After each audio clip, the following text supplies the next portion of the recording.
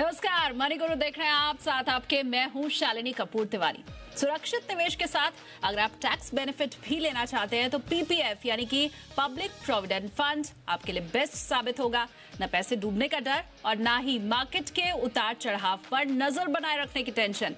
PPF account सुरक्षित निवेश का बेस्ट ऑप्शन है, लेकिन लोगों के लिए ये कितना फायदेमंद है, किस तरह से पीपीएफ देगा आपको टैक्स बेनिफिट और कैसे आप इसमें कर सकते हैं निवेश। मनी गुरु में आज बात होगी पीपीएफ और इसमें निवेश से जुड़े हुए हर पहलू की।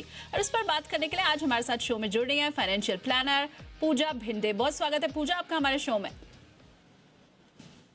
और पूजा, जैसा कि मैंने पहले भी कहा कि पीपीएफ क्यों, क्या आपका निवेश भी सुरक्षित रहेगा और इसके अलावा आपको टैक्स बेनिफिट भी मिलेगा, इसलिए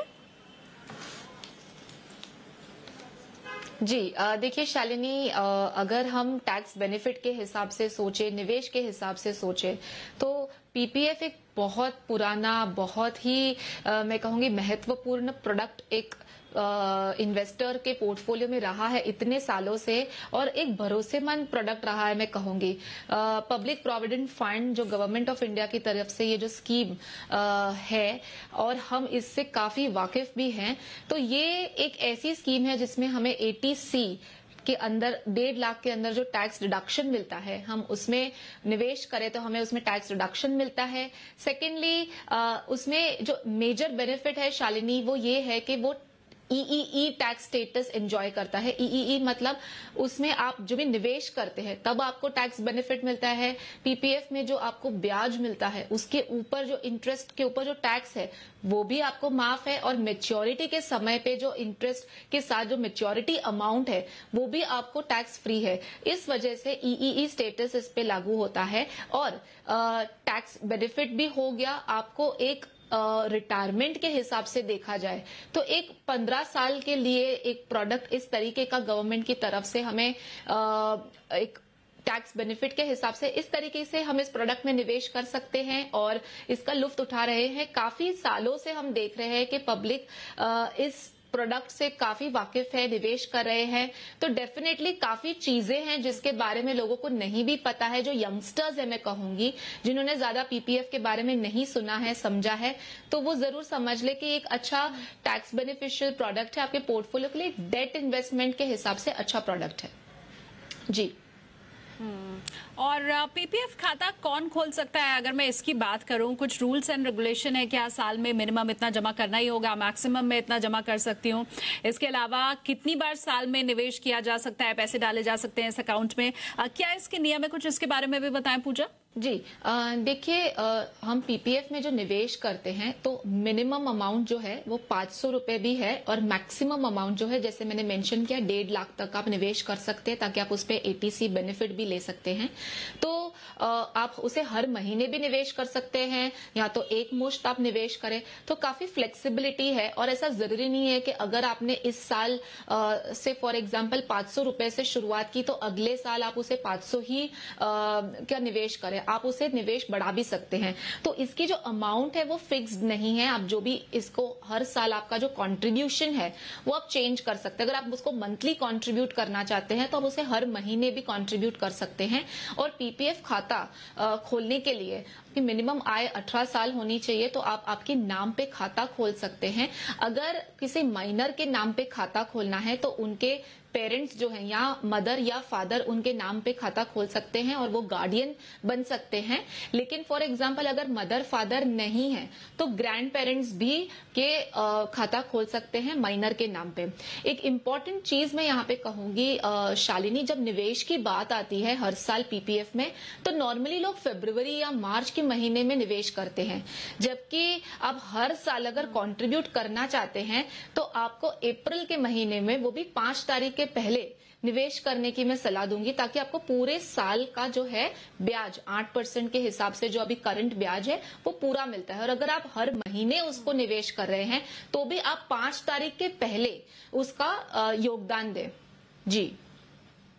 बिल्कुल। ब्याज की आपने यहाँ पर बात की पूजा कि 8% अभी करंट इसमें इंटरेस्ट रेट है। किस तरह से आप इसकी तुलना म्यूचुअल फंड से करेंगी, क्योंकि पिछले वक्त में हमने देखा है खास करके एलएनएफएस के बाद कि डेट फंड में भी लोगों का जो भरोसा था वो थोड़ा सा डगमगाया है। फंड्स ने पिछले 1-1.5 साल में अच्छा रिटर्न नहीं दिया है। ऐसे में अगर मैं पीपीएफ अकाउंट की बात करूं तो डेट म्यूचुअल फंड से अगर कंपेयर किया जाए, खास करके यहाँ तो बिल्कुल ही आपको जोखिम नहीं उठाना पड़ेगा। जो थोड़ा बहुत आपको डेट फंड में उठाना पड़ता है वो भी यहाँ पर जोखिम नहीं है, 8% का इंटरेस्ट है। कितना रेकमेंड आप लोगों को करेंगी और लोगों को निवेश करना चाहिए पीपीएफ में? जी, देखिए, जब हम निवेश की बात करते हैं तो एक इन्वेस्टर के पोर्टफोलियो में इक्विटी भी होना चाहिए और डेट भी होना चाहिए। ये तो जाहिर सी बात है और ये हम डिसाइड करते हैं आपकी एज के हिसाब से। अगर आप यंग इन्वेस्टर है तो आप इक्विटी में ज्यादा डालें, लेकिन डेट में डालना तो जरूरी है ही। हमारे शॉर्ट टर्म गोल्स के लिए तो डेफिनेट ऑप्शन डेट ही है, क्योंकि इक्विटी के जो भी मार्केट के जो उतार चढ़ाव है, तो डेट म्यूचुअल फंड्स जो है वो हम शॉर्ट टर्म के लिए यूज करते हैं, नॉर्मली 3 साल के आसपास, 1 साल के आसपास। और जो आपने इसमें बात करी उतार चढ़ाव की शालिनी, तो क्योंकि हम देखते हैं कि ये जो कॉर्पोरेट बॉन्ड्स हैं और जो क्रेडिट रेटिंग तरीके के फंड्स में हम निवेश करते हैं, तो उनकी क्रेडिट रेटिंग कभी किसी समय पे कोई वजह से अगर ऊपर नीचे हो जाती है, तो इस वजह से थोड़ा बहुत इंटरेस्ट रेट जो रिस्क है डेट फंड में, वो एक इंपॉर्टेंट रिस्क है। क्रेडिट रिस्क जो एक रिस्क है डेट फंड में, वो एक बहुत इंपॉर्टेंट रिस्क है। तो 2-3 तरीके के रिस्क आ जाते हैं जब डेट फंड्स की बात आती है। लेकिन जब हम उसकी तुलना करते हैं पीपीएफ जैसे प्रोडक्ट की, जिसकी एक तो होराइजन जो है वो काफी लंबी है, 15 साल की होराइजन है, तो इस वजह से लिक्विडिटी प्रॉब्लम नहीं है। लेकिन ब्याज दर की जब प्रॉब्लम आती है तो उसमें एक ब्याज का ही एक रिस्क है, मैं कहूंगी, क्योंकि जो ब्याज है वो हर 3 महीने में आप देख रहे हैं कि हर 3 महीने में जिस तरीके से ब्याज का गवर्नमेंट की तरफ से जो चेंजेस आते हैं, तो उसकी एक मार लग सकती है। जैसे पहले जब हम पीपीएफ रेट्स देखते थे और अब जब हम पीपीएफ रेट्स देख रहे हैं, उसमें काफी फर्क है। तो वो एक चीज है, लेकिन वो तो गवर्नमेंट सिक्योरिटीज के ऊपर, जीसेक के ऊपर, इन्फ्लेशन, महंगाई के ऊपर, काफी चीजों के ऊपर निर्भर करता है। तो वो ऐसा नहीं है कि सिर्फ पीपीएफ को मार लगती है, वो पूरे डेट मार्केट को मार लगती है। पीपीएफ में एक सिक्योरिटी है कि उसमें इंटरेस्ट रेट रिस्क के अलावा और किसी तरीके का रिस्क नहीं है, और वो लंबे समय के लिए एक प्रोडक्ट में हम निवेश कर रहे हैं, तो एक सेफ प्रोडक्ट माना जाता है। लिक्विडिटी की जैसे आपने बात की पूजा, यहाँ पर अभी कुछ नियमों में बदलाव भी हुआ है। पीपीएफ अकाउंट में थोड़ी सी पेनल्टी के बाद अगर बीच में आपको जरूरत पड़ती है तो आप पैसा निकाल भी सकते हैं। 5 साल की अवधि के बाद आप पैसे निकाल सकते हैं। कुछ इसके बारे में भी व्यूवर्स को बताइए, थोड़ा इसके ऊपर रोशनी डालिए कि किस तरह से ये काम करता है। अगर बीच में ही आपको पैसों की जरूरत पड़ जाए तो क्या आप पीपीएफ से पैसे निकाल सकते हैं? जी, बिल्कुल। आप पीपीएफ जैसे हम निवेश करने के लिए शुरुआत करते हैं, तो सबसे पहले तो मैं ये कह दूं कि जो साल इसके लिए काउंट होता है वो फाइनेंशियल ईयर काउंट होता है। जैसे अगर हम 2018-19 में, अगर जुलाई 2018 में किसी ने पीपीएफ में निवेश किया है, तो वो जो तारीख है, जो पहली तारीख है, तो पहली तारीख से 15 साल नहीं पकड़ते, वो 2019 मार्च जो फाइनेंशियल ईयर है वहां से पकड़ा जाता है। तो ये एक इंपॉर्टेंट चीज है, और वहां से आप 5 साल तक उसमें से नहीं निकल सकते। 5 साल के बाद आप इसमें विड्रॉ कर सकते हो, और उसमें भी ऑप्शन है, या तो आप 50% जो पीपीएफ बैलेंस आपके अगले जिस साल आप विड्रॉ कर रहे हैं उसके पिछले साल जो बैलेंस था आपका, उसका टोटल का 50%, या तो फिर जो 4th ईयर जो बैलेंस था, 4th फाइनेंशियल ईयर में जो बैलेंस था उसका 50%। इन दोनों में से जो भी लोअर है उतना ही आप पीपीएफ में से विड्रॉ कर सकते हैं। तो विड्रॉवल फैसिलिटी है, लेकिन उस पे भी थोड़ी बहुत लिमिट है। रही बात पीपीएफ के ऊपर, आपको पीपीएफ अकाउंट क्लोज करने की या ऐसी कोई नौबत आ जाती है, समझो कोई मेडिकल इमरजेंसी, इलनेस वगैरह आ जाती है, या तो फिर कभी कोई एजुकेशन के तौर पे कोई जरूरत आ जाती है, तो इस नए चेंजेस में इन सब चीजों का ध्यान रखा गया है कि आप पीपीएफ अकाउंट इस तरीके के सिचुएशन में अगर आप क्लोज करना चाहते हैं तो क्लोज कर सकते हैं। पे आपको 1% की ब्याज की मार लगती है वहां पे। लेकिन विड्रॉवल की बात की जाए शालिनी, तो आप इजीली आपके विड्रॉवल्स प्लान कर सकते हैं। इनफैक्ट पीपीएफ के ऊपर देखा जाए तो आप ये भी देखते हैं कि हम लोन भी उठा सकते हैं। तो वो दोनों चीज एक बहुत इंपॉर्टेंट बेनिफिट हो जाता है इस तरीके के लॉक इन प्रोडक्ट के लिए। जी। मूलधन आपका बरकरार रहता है, आपको जो मार पड़ती है वो इंटरेस्ट रेट पे पड़ती है। जब आप विड्रॉ करेंगे तो जो आपको इंटरेस्ट रेट के हिसाब से जो रकम आपको मिलनी है उससे 1% कम आपको इंटरेस्ट रेट मिलेगा। तो पूजा, ये जो पूरी बातें आपने बताई इसके हिसाब से क्या मैं ये मान करके चलूं कि अगर मेरा जो नजरिया है वो लॉन्ग टर्म इन्वेस्टमेंट का है, सपोज मैं बच्चों की शादी के लिए पैसे इकट्ठा कर रही हूँ या रिटायरमेंट के लिए अगर मैं वेल्थ क्रिएशन करना चाहती हूँ, शादी करनी है मुझे बच्चों की, ये मेरा लक्ष्य है, लॉन्ग टर्म का नजरिया अगर मैं रख रही हूं तो मेरे लिए पीपीएफ बेस्ट होगा? डेफिनेटली वो एक वर्थ प्रोडक्ट है आपके पोर्टफोलियो में, और डेफिनेटली जिन सारी चीजों के लिए, गोल्स के लिए, लक्ष्य के लिए आपने मेंशन किया इस प्रोडक्ट को, तो हम इस प्रोडक्ट को बिल्कुल इसी तरीके से इन्हीं चीजों के लिए यूज कर सकते हैं। तो यही कहूंगे, अगर आपके पोर्टफोलियो में क्योंकि हम इक्विटी में तो एसआईपीस कर ही रहे हैं और टैक्स की बचत के लिए आप ऑलरेडी दूसरी चीजें भी देखते हैं, तो पीपीएफ को भी आप एक इंपॉर्टेंट प्रोडक्ट है आपके पोर्टफोलियो में, महत्व दे उसे, और आप उसे एक 15 साल के होराइजन के लिए कोई भी आपके गोल को आप अटैच कर सकते हैं। अगर आपके बच्चे छोटे हैं, उनके एजुकेशन, उनके नाम पे आप एक पीपीएफ खोल सकते हैं, आप उनके एजुकेशन से वो गोल को अटैच कर सकते हैं। अगर आप एक 40 की एज पे हैं तो आप आपके रिटायरमेंट के लिए पीपीएफ प्रोडक्ट को यूज कर सकते हैं, और फिर आगे भी तो 15 साल बाद भी तो आप उसे एक्सटेंड कर सकते हैं 5-5 साल से। तो इस तरीके से मैं कहूंगी एक इस तरीके का प्रोडक्ट पोर्टफोलियो में इसलिए भी रहना जरूरी है कि आपको कम लिक्विडिटी है तो आपकी उसपे मैं कहूंगी एक आपका एक जो ये होता है कि हम किसी भी प्रोडक्ट में लिक्विडिटी है, मतलब इजीली निकल सकते हैं।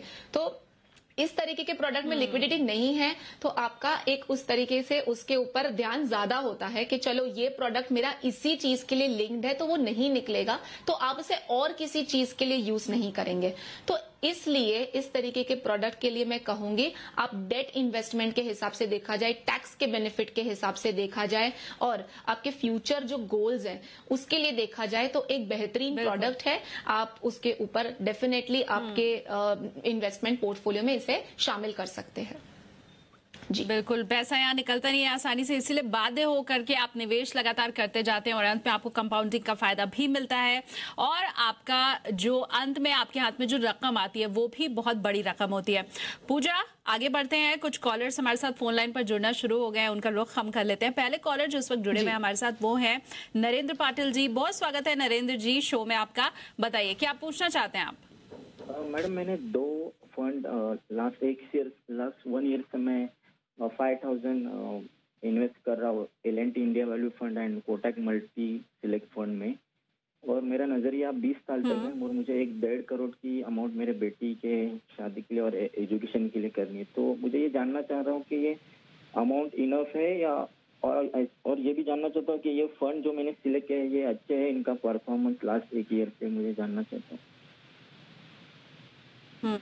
बिल्कुल, फंड आपने सेलेक्ट कैसे किया था नरेंद्र जी? क्या क्राइटेरिया था आपका सिलेक्शन का? मैंने जी बिजनेस पे ही आपके ही एक एक्सपर्ट से मैंने ये सिलेक्ट किए थे दोनों फंड। ऑल राइट पूजा, 2 फंड्स हैं इनके पास फिलहाल, ये 5000 का निवेश कर रहे हैं इन दोनों ही फंड्स में। बदलाव की क्या इन्हें जरूरत है, और जिस तरह से लक्ष्य भी इन्होंने बताया कि इनको 1 से 1.5 करोड़ रुपए चाहिए, तो 15 साल में क्या ऐसे पूरा हो पाएगा या कुछ बदलाव की सलाह देंगे आप? देखिए नरेंद्र जी, आपने जो गोल मेंशन किया है एजुकेशन का, आप कह रहे हैं कि आपको अराउंड 15 से 20 साल बाद एक से 1.5 करोड़ की जो राशि आपने मेंशन किया, कुछ शायद 1.5 करोड़ की राशि आप जुटाना चाहते हैं। तो अगर हम कैलकुलेट करें तो इस पर्टिकुलर गोल के लिए आपको मिनिमम अभी से 15,000 से 20,000 की एसआईपी इस पर्टिकुलर गोल के लिए लगेगी। और आपने जो मेंशन किया है और जो पोर्टफोलियो भेजा है उसमें आपने एसआईपी शुरू कर रखी है 5,000 की। तो यहाँ पे एक गैप नजर आप देख सकते हैं, आप जो गैप है गोल के लिए, तो आपको एसआईपी अमाउंट बढ़ाना बहुत जरूरी है। आप उसे एवरी ईयर बढ़ाइए, या तो फिर एक ही बार में अगर आप बढ़ा सकते हैं तो एसआईपी अमाउंट बढ़ाइए, या तो फिर अगर आपने जैसे दूसरे इन्वेस्टमेंट्स कर रखे हों, जैसे हमने अब जैसे बात करें जैसे पीपीएफ की या कोई चाइल्ड प्लान या किस तरीके के कुछ और इन्वेस्टमेंट्स हैं, तो उसको भी कंसिडर करिए इस गोल के लिए।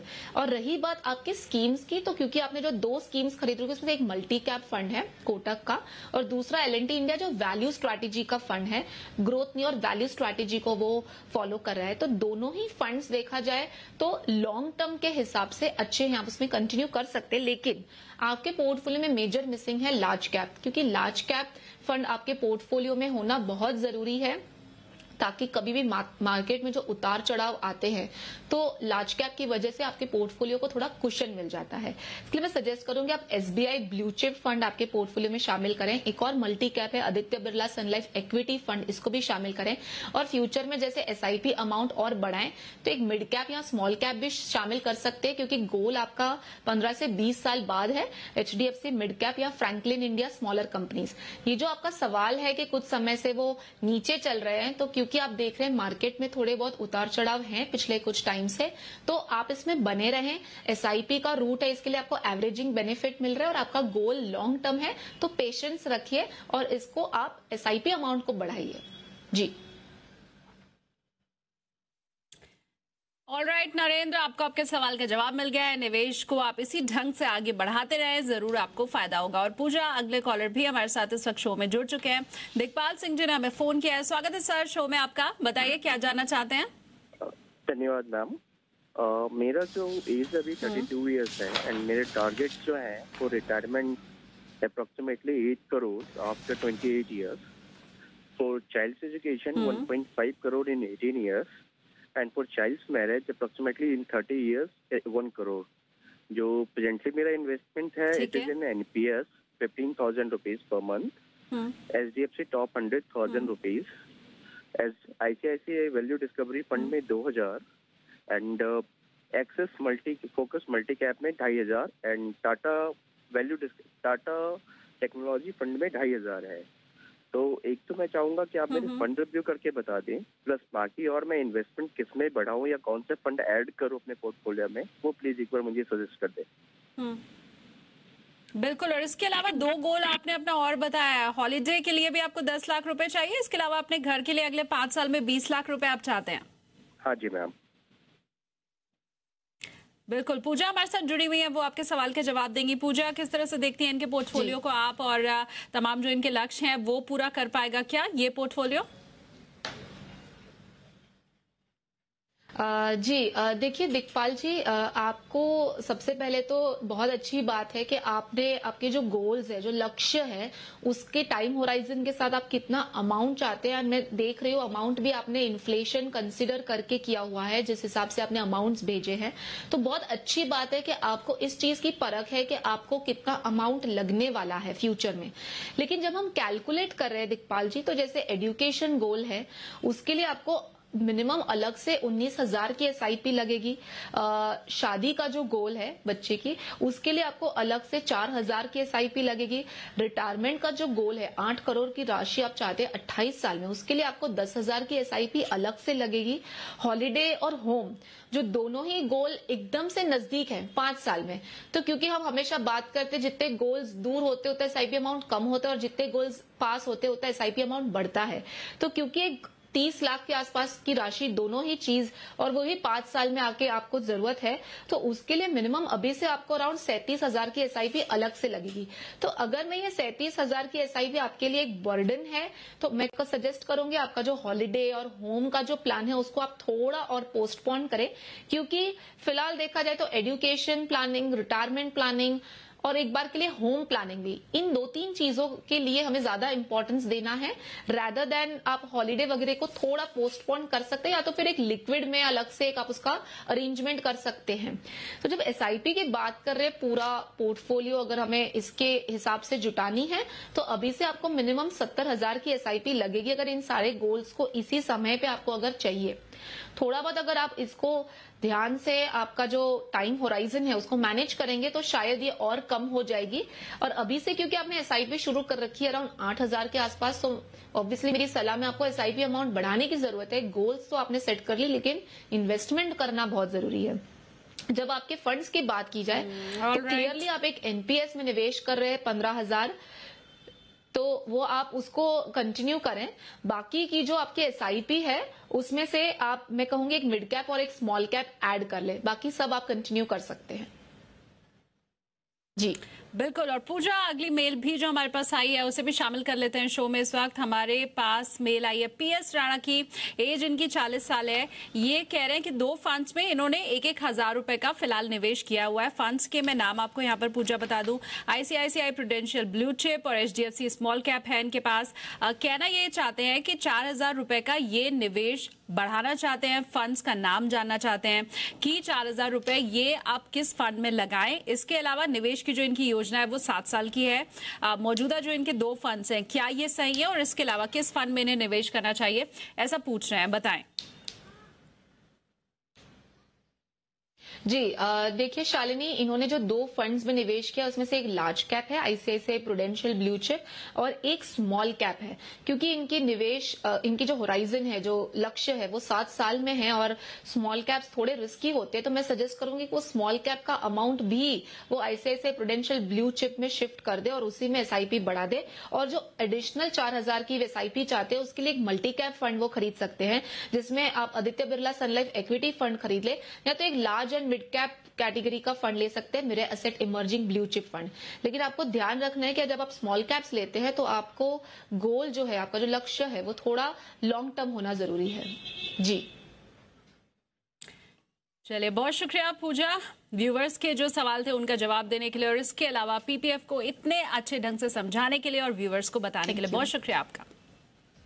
मनी गुरु में फिलहाल के लिए बस इतना ही, लेकिन आप जुड़े रहिए जी बिजनेस के साथ।